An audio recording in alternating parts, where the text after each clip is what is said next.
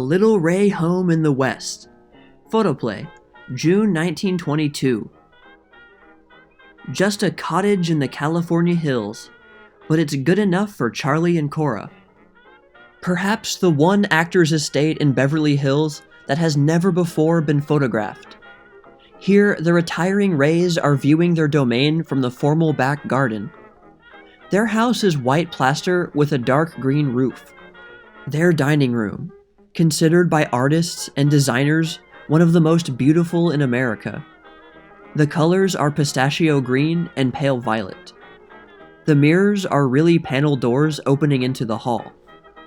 In the den, it is permissible to call him Charlie. A real man's room, done in carved old English oak. The rug is a real Persian of great value, and the hand-carved oak desk is an antique.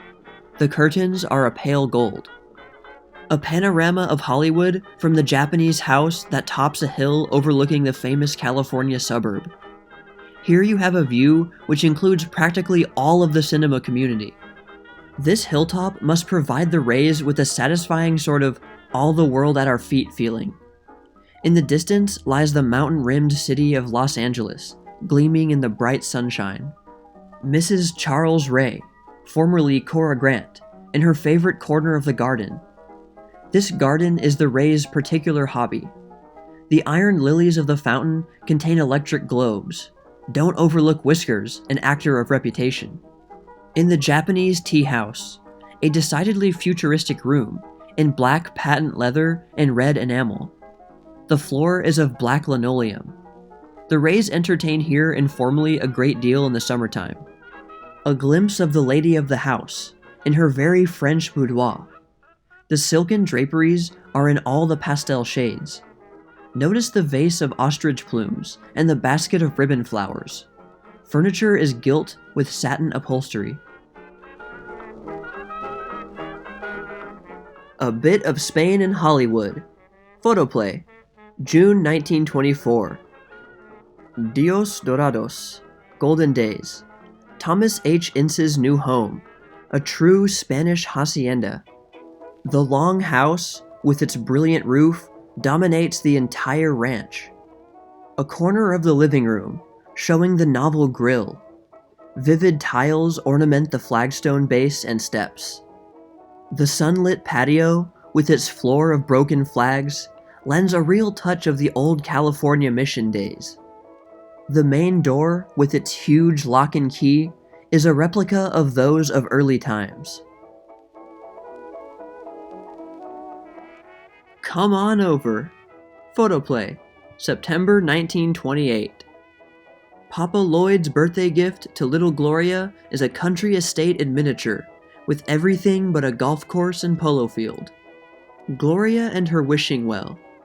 There is real water in the well, and a real old oaken bucket. But what has Gloria to wish for? She probably wishes she were out in a nice dirty gutter, making mud pies, and with plenty of other kids to play with. The little house, with its thatched roof and carved timber, jumped straight from an English fairy story. Inside is a bedroom, a living room, and a kitchen, all furnished. There is an electric stove that will cook lamb chops and spinach, and a chimney large enough to accommodate the ample figure of Santa Claus. The watchtower and the slide, constructed of wood and concrete. Nearby is a sand pile of the whitest sand, and there is also a stable for Gloria's pony and cart. The playground is part of Harold Lloyd's estate in Beverly Hills, and it is completely separated from the rest of the property by a stone wall. Just a little home that pictures built. Photoplay, October 1922. The home of the Vidors is a happy combination of Old English and modern California. It is of sand-colored plaster with a red shingle roof and iron grille windows. The steps are of red brick. Probably the loveliest thing about the house is its grove of enormous eucalyptus trees. Photoplay has always taken a paternal interest in Florence Vidor, for it discovered her playing the tiny role of the girl in the tumbril in William Farnham's Tale of Two Cities. Then, too, it has followed the directorial career of the highly promising King Vidor with distinct interest. The Vidor home admirably reflects their personality. Below, Mrs. Vidor's own upstairs sitting room. The walls are papered silvery gray, the curtains are of white ruffled net, and the desk is ash. Florence Vidor was brought up by a strict, old-fashioned mother, so this pose will look delightfully natural to her friends. The dining room gives you the feeling that you have stepped into an ancient baronial hall. It is done in antique oak, from the roughly carved rafters to the wide-boarded floors.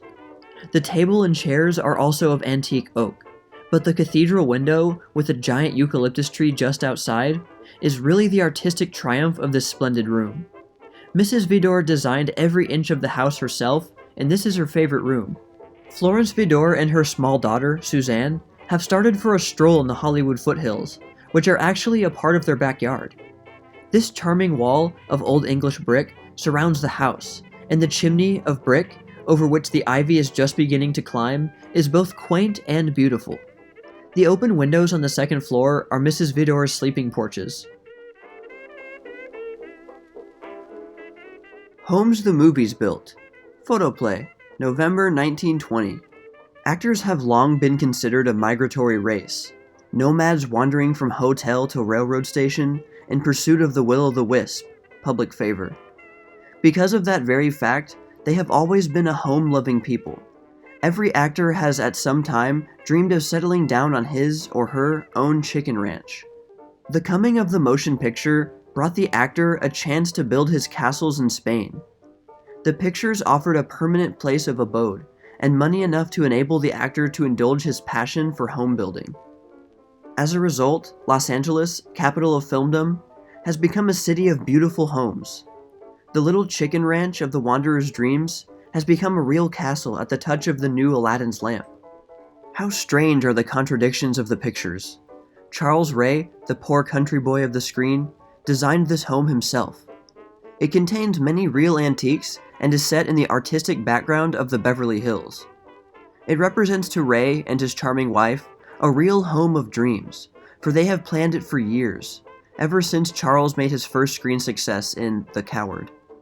Its simplicity is striking and typical of all the Ray characterizations. Plain and rugged as the face of William S. Hart himself is this old-fashioned home among the foothills. The grounds are in process of construction. Bill lives here with his sister, Miss Mary Hart. There will be not only a garage for the Hart motors, but, whisper, a very modern stable for that Prince of Pintos, Bill's own horse that he has ridden in so many films and has now retired to spend the rest of his equine life in green pastures. 2 generations have laughed with the famous Canby of Arizona, as interpreted by Theodore Roberts. This is the modest mansion of Canby's creator in Hollywood, near the studio where Roberts works. They say Roberts has a larger menagerie than any celluloid celebrity. He has not only kennels for his blue ribbon dogs, but an aviary which houses many varieties of birds. And Mrs. Roberts has a family of cats. The castles built by the movies do not all belong to the actors.